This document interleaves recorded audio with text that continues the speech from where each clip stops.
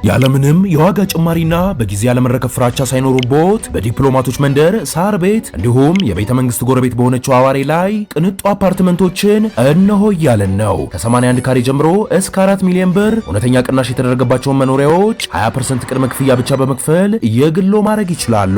ለበለጠ መረጃ ከታች ባለው ስልክ ይደውሉ። ቴምር ሪል ስቴት። ሳድስ እንግዲህ ያው ስም መጥቀስ ስለሌለብን እዚህ ሜንስትሪም ሚዲያ ስለሆነ በዚህ ጉዳይ ላይ ስም የተነሳ አንድ ወጣት እንደሰማነው በጣም በርካታ ወሬዎች እየተወሩበት ነው ያሉት እና ወደ ሜንስትሪም ሚዲያ ላይ ስለማይመች ነው ያን ነገር ለማምጣት ነገር ግን ራሴን ለማስተካከል ወደ ጸበል ገብቻለሁ የሚለው ነገር አሁን መልቀቁን ሰምተናል። እንግዲህ ያው ሁሉ ጊዜ ደጋግመን እንደምንለው አንደኛ ይሄ ራሱን የቻለ መንፈስ ነው አጋንንት ነው። ይሄን አጋንንት የሰው ልጅ በተክላላ በትክክል ሊቃወመው የሚገባ መንፈስ ነው። ይሄ በቃ በክፋት ላይ ሰዎች የገቡበት ስፒሪት ነው። ሁሉ ጊዜ እኛ የምንናገረው ነገር ይሄንን ነገር በተለይ የሰዶማዊነት ስፒሪትን በተመለከተ ሰው ሊረዳበት የሚገባው ትልቁ ምዕራፍ እግዚአብሔር ምን ይላል ከሚለው አንፃር ካልሆነ በቀር እንትን አይሰማም። እግዚአብሔር ግን ምንድነው ስለዚህ የሚሰጠን አስተያየት ምንድነው? እግዚአብሔር ምንድነው የሚያስተላልፍልን መልእክት? በቃ ከእግዚአብሔር ቃል አንፃር ነው መሄድ ያለብን፣ መስማትም ያለብን ያንን ነው። ያ ሲሆን እግዚአብሔር ይሄንን ነገር በጣም ተጠይፎ የሚመለከተው ኃጢአት ነው። በጣም ተጠይፎ ማለት ነው። ይሄንን እግዚአብሔር የተጠየፈው ኃጢአት ማለት ምን ማለት ነው ብለን ስንጠይቅ ደግሞ እግዚአብሔር የዚህ ሰዶማዊነት ተግባር በቅዱስ መጽሐፍ ላይ የሚያየው የአመጽ ኃጢአት ብሎ ነው። የአመጽና የርኩሰት ኃጢአት ነው። አሁን ሌሎች ኃጢአቶች አሉ። አሁን ለምሳሌ ዘፋኝነት፣ ሰዶማዊነት እነዚህ ምን ናቸው መሰለሽ? የአመጽና የርኩሰት ኃጢአቶች የሚባሉት ናቸው። ማለት በእግዚአብሔር መንግስት ላይ የሚደረጉ የአመጻ ስራዎች ነው የሚለው። የአመጻ ስራዎች ናቸው። ምን ከሌሎቹ ኃጢአቶች በጣም ዶሚኔት የሚያደርግበት፣ ሰማይ በእጅጉ የሚቆጣበት፣ እግዚአብሔር በጣም የሚያዝንበት ዋነኛው ምክንያት የአመጻና የርኩሰት ኃጢአቶች ነው። ማንኛውም ሰው እኮ ኃጢአት ያደርጋል። ኃጢአት አለ፣ በደል አለ። መቼም የማይበድል ሰው የለም ምድር ላይ። ግን በመተባበር ከመናፍስቱ ዓለም ጋር ትብብር በማድረግና በዛም ትብብር በመጽናት መናፍስቱ ዓለማት ይሄ የዚህን ኃጢአት የሚያደርጉበት ሲክሪት ምንድን ነው?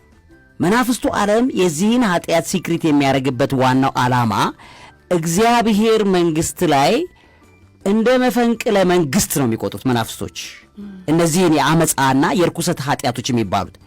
ለዚህ እኮ ነው እርኩሱንም መንፈስ የአመፅና የርኩሰት ኃጢአት ልጅ ይለዋል። ያ ያለበት ምክንያት ምንድን ነው? መናፍስቶቹ የሚፈልጉት ነገር ቢኖር ሰውን በእግዚአብሔር ላይ ምን ማድረግ ነው? ማሳመጽ። ሳድስ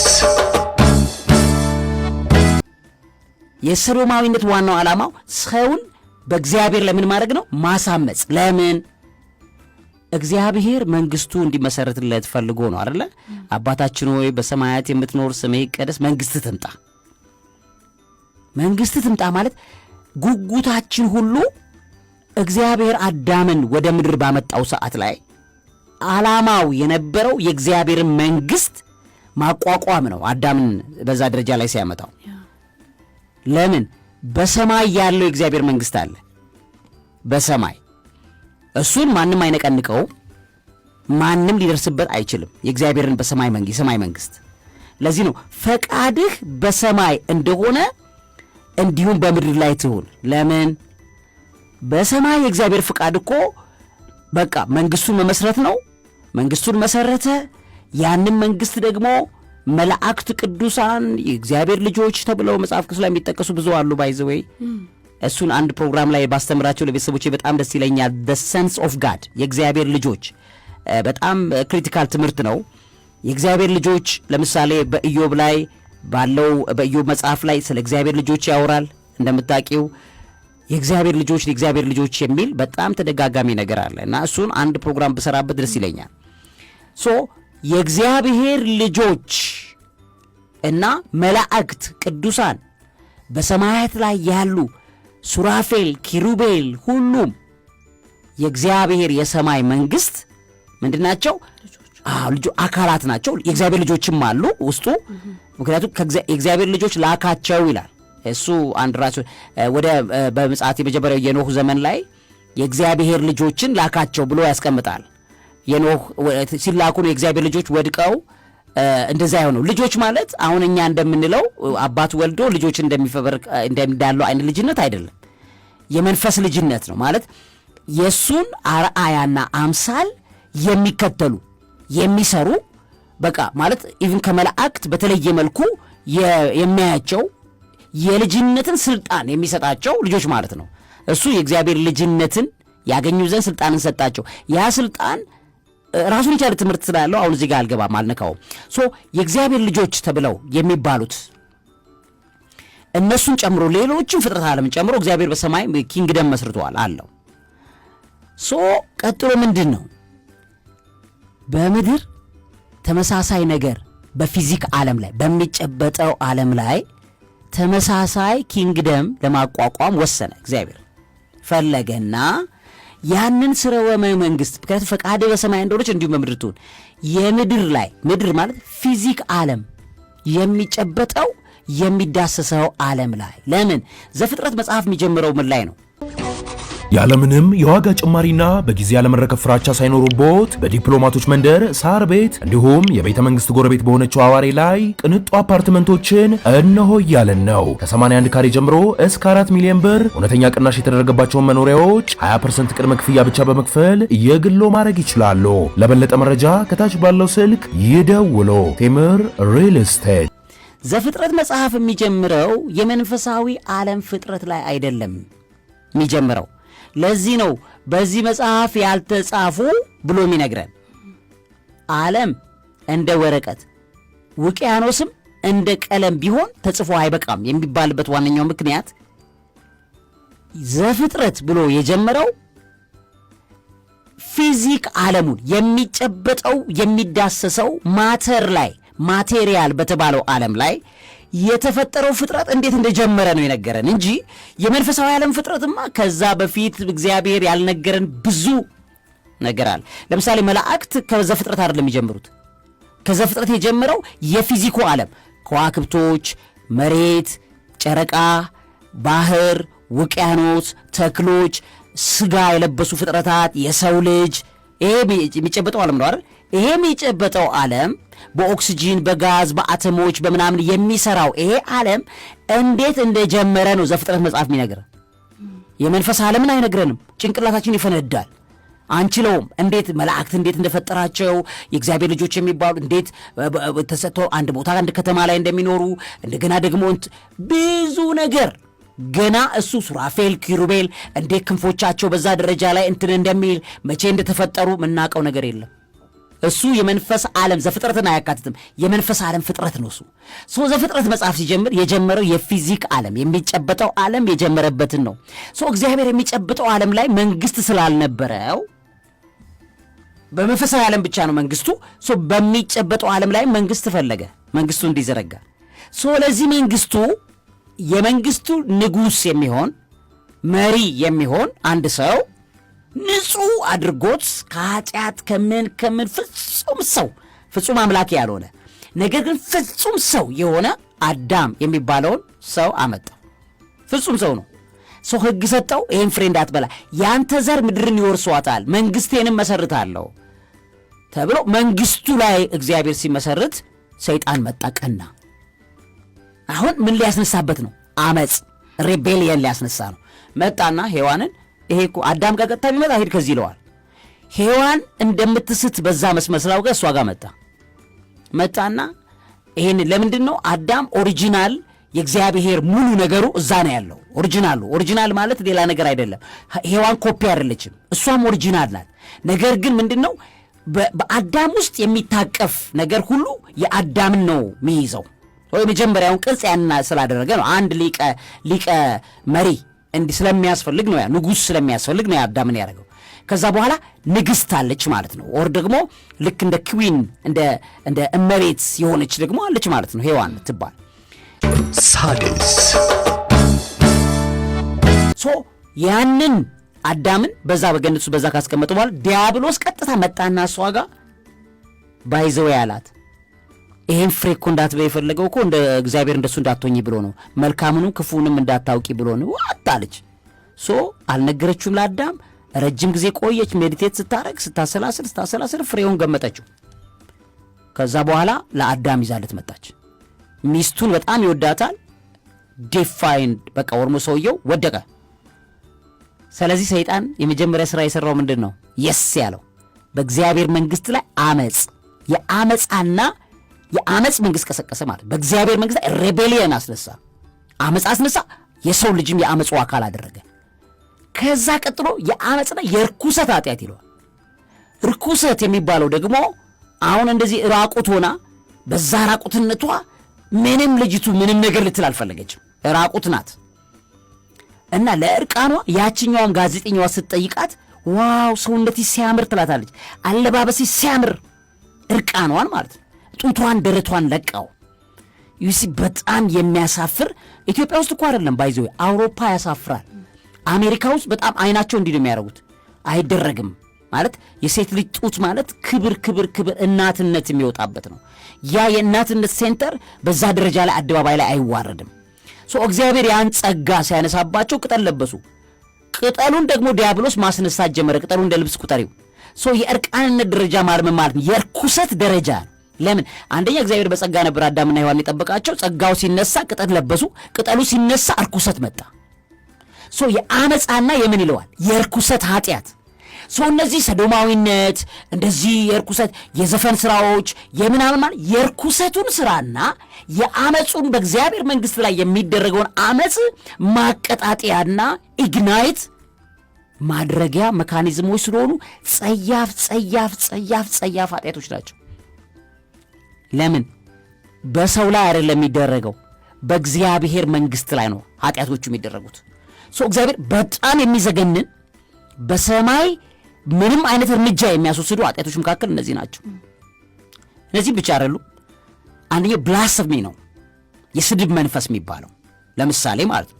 እሱም በዮሐንስ ራእይ ምዕራፍ 13 ከቁጥር 1 ላይ የስድብም ስም እንዳለው ማለት በግንባሩ ላይም የስድብ ስም እንደተጻፈበት ይነግረናል። የስድብ ስም ማለት ምን ማለት? the name of blasphemy ማለት ነው። the name of blasphemy blasphemy ምንድን ነው?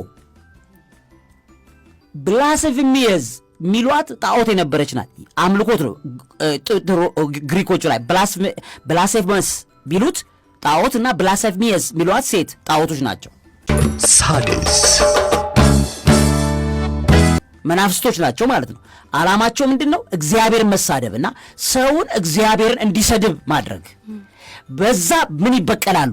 የኃጢአትና የርኩሰትና የአመፃ ኃጢአትን የሰው ልጅ እንዲፈጽም ያደርጋሉ። በማን ላይ ያምጻሉ? በእግዚአብሔር መንግስት ላይ። መንግስቱ ምንድን ነው? አባታችን ሆይ በሰማያት የምትኖር ስምህ ይቀደስ፣ መንግስትህ ትምጣ ብለን የምንናፍቀውን የእግዚአብሔርን መንግስት አቋረጡት።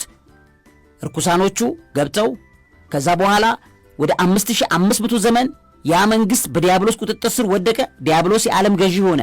በየስፍራው ጣዖት እያስተከለ ሮማ ጣዖት፣ የግሪክ ጣዖት፣ የግብፅ ጣዖት እያለ ሲያስመልክ ቆየ። ከዛ ጌታችን ኢየሱስ ክርስቶስ መጣና የቀደመው አዳም ያጣውን የነበረውን በነፃ የተሰጠውን ፍጽምና ጌታችን ደግሞ በስራ ሰርቶት ፍጹም ሆነ።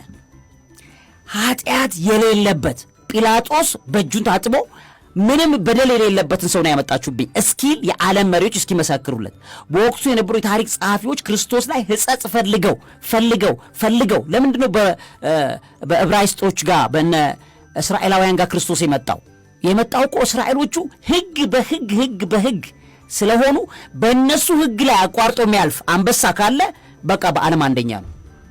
ምክንያቱም ውሃ በእሁድ ደፍተሽ ታሳልፊዋለሽ፣ ሰኞ ነው የሚነሳው ጠርሙሱ።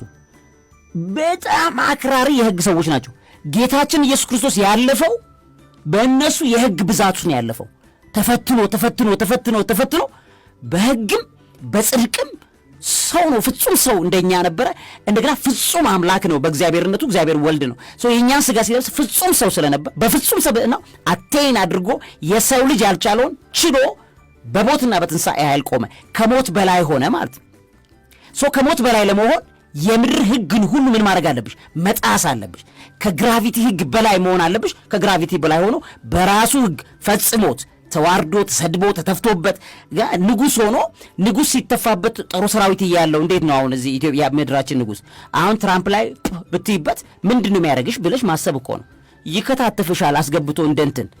እግዚአብሔር ግን ሲሰድቡት ያ ሁሉ መላእክት ያ ሁሉ ሰይፍ ያ ሁሉ ነገር እየተሰደበ የሚያደርጉትን ያይቆምና ይቅር በላቸው የሚል የምህረት ጥግ ማንም ሊያደርግ የማይችለው ፍቅርን፣ ጥግን፣ እውነትን ገልጦ አሳየ። ዳግማዊ አዳም እንላለን ማለት ያን ስለዚህ የቀደመው አዳም ወደቀ። ዳግማዊ አዳም በስራው በሰራው ከሞት በላይ ሆነ፣ ሞትን ድል አድርጎ ተነሳ። ስለዚህ በሱ የሚያምኑትን ያድናቸው ዘንድ ይላል መጽሐፍ ቅዱስ። በዚህ ውስጥ ያለው ኪንግ ደግሞ አሁን ጀመረ ማለት ነው። ጌታችን ከመጣ በኋላ በክርስትና ትምህርት መሰረት አዲሱ መንግስት ጀመረ። አዳም ጥሎት የነበረው ዳግማዊ አዳም አነሳውና መንግስቱን እንደገና አቋቋሙ። በመጨረሻው ዘመን ላይ ታዲያ የሚሆነው ምንድን ነው? በዚህ መንግስት ላይ የሚደረግ አመጽ ሳድስ በምን ይቀሰቀሳል? በሶዶማዊነት፣ በዘፈን፣ በመጠጦች፣ በጭፈራ ብላሰፍሚ ስድብ እንዲሁ ዝም ብሎ አይደለም የሚባለው።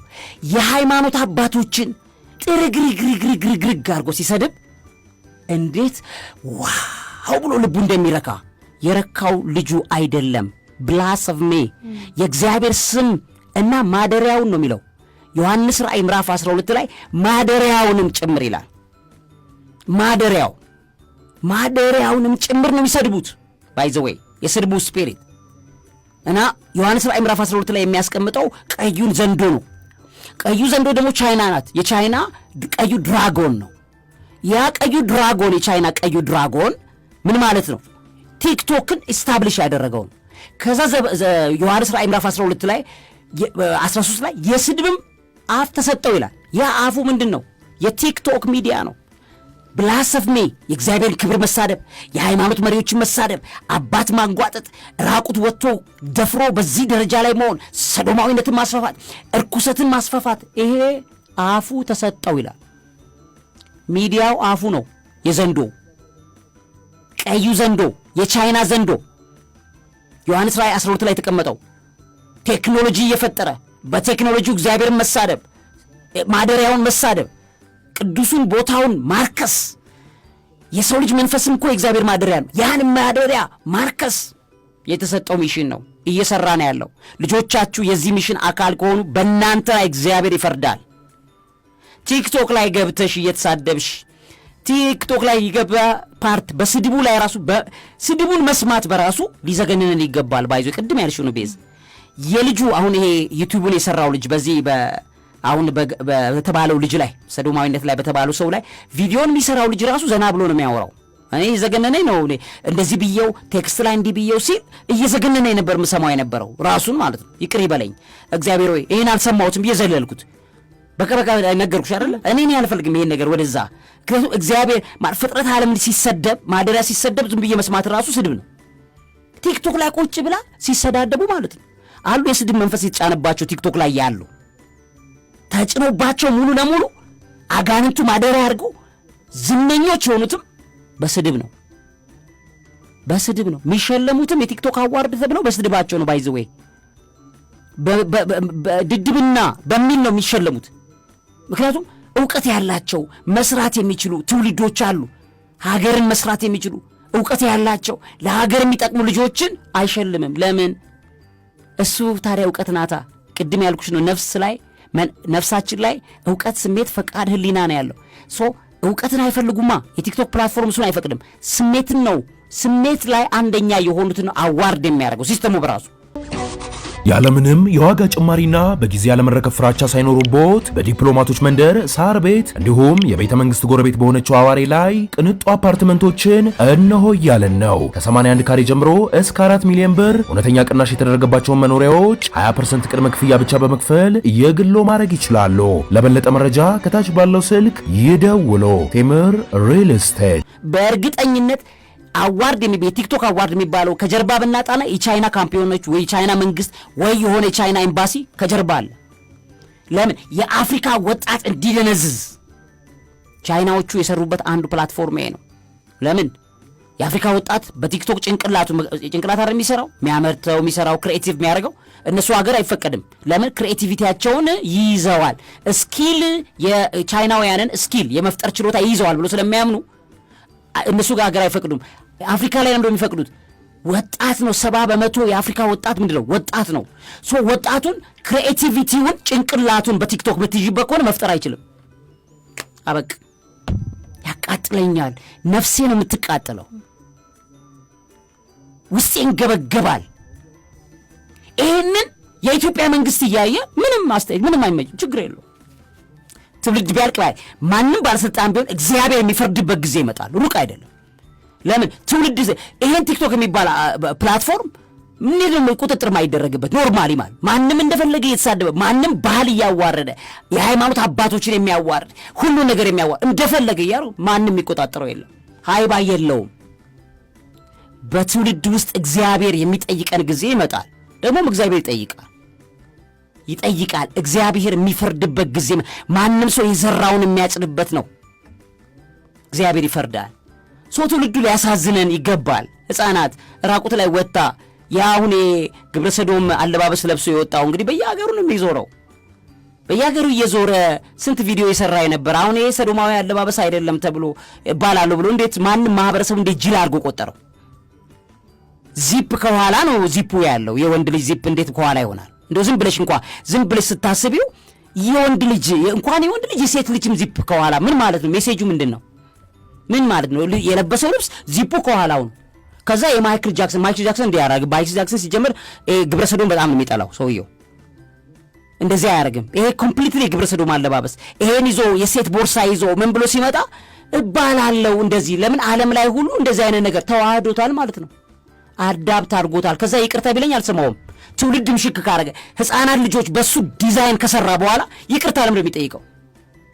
ይሄ በጣም ከባድ ነገር ነው ማለት ልብ ያቃጥላል። በቃ ልብ ያጥወለውላል ነገሩ ለገባው ሰው ማለት እንደኛ አሁን እኔ ዝም ብዬ አይደለም የምጮው ከአመታት በፊት የማቃቸው ነገሮች እየሆኑ ያሉ ነው የምጮው። እነዚህ ሁሉ ጩኸቶች እግዚአብሔር ግን እየሰማን እነዚህን የተልከሰከሱ አጋንንቶች እያዋረደልን እንዳለ ስናይ ደግሞ ፕሬይዝ ዘ ሎርድ ክብር ምስጋና ሁሉ ለሱ ይገባዋል። እግዚአብሔር የእውነት ፈራጅ አምላክ ነው። የተደረገው ነገር እነዚህ ልጆችንም በዛ ደረጃ ለማስቆም እንደገና ሰዶማዊነትንም በዚህ ደረጃ ለመቆንጠጥ የተደረገው ነገር ራሱ ሰዶማዊነት ማለት ደግሞ የአመጽና የርኩሰት ኃጢአት መሆኑን እንድናቀው ደግሞ እንዲህ ተናግረንም አንደበታችን እንዲሰማ ለፈቀደልን እግዚአብሔር ክብር ምስጋና ይገባዋል ማለት ወዳለው። ገና ያዋርዳል፣ ገና ይቀጣል። እግዚአብሔር ገና ስራውን ይሰራል። ይቺ ሀገር የተጸለየባት ሀገር ናት። በሺህ ዘመናት አባቶቻችን ያለቀሱባት ሀገር ናት። ለዚች ሀገር በጣም ብዙ ጸሎት ተደርጓል። በየገዳማቱ በየጉራንጉሩ ያሉ አባቶች በጠቅላላ በቀናኢነት ለዚች ሀገር ጸሎት አድርገዋል። የዚህ ትውልድ ብክነት ሳይሆን የነሱ ጸሎት የነሱ የቆየው ቃል ኪዳን ከእግዚአብሔር ጋር የነበራቸው ነገር ይቺ ምድር እንደሚያተርፋትና እንደሚጠብቃት ደግሞ እኛ ጥቂትም ብንሆን እናምናለን። ነገሩ ጥቂት ብቻ አይደለንም፣ ብዙ ነው። የኢትዮጵያ ሕዝብ ብዙ ነው ለዚህ የሚያምነው። እያየን ነው። ወጣቱ ተነስቶ እየቀጣው መንፈሱን ስናየው ከዚህ በላይ የሚያስደስትና እግዚአብሔር የምናመሰግንበት ጉዳይ የለም። እውነት ለመናገር እኛ አስቀድመን ባናነቃ ኖሮ ፍሬንድሊ አድርገው እንደምተዋህዱ ታዲያ ምን ችግር አለ ወደሚለው ማህበረሰቡ ሊቀይሩት ከ2 ቢሊዮን ብር በላይ ተመድበው ኢትዮጵያ ውስጥ ተሰርቷል። ከ2 ቢሊዮን ብር በላይ በየትምህርት ቤቱ በየዴይ ፓርቲ ቅልል አድርጎ ወጣቱ እንዲያስበው በየሙዚቃው በየምናምኑ እኛ ስናጋልጣቸው የነበሩ ሙዚቃዎች ዋጋ ከፍለንበታል። ግን እነዚህ ነገሮች ፕሮጀክት እንደነበሩ ሰው አያውቅም። ዛሬ ላይ እየተገለጠ በአካል ቆሞ ሳያው ሰው እውነትም እኛ ያወራናቸው ከአመታት በፊት የጮህንባቸው ነገሮች እውነትም ሕይወት ዘርተው በመገለጣቸው እግዚአብሔርን እኔ በጣም አመሰግነዋለሁ። ክብር ምስጋና ሁሉ ለሱ ይገባዋል ማለት ወዳለሁ። ሣድስ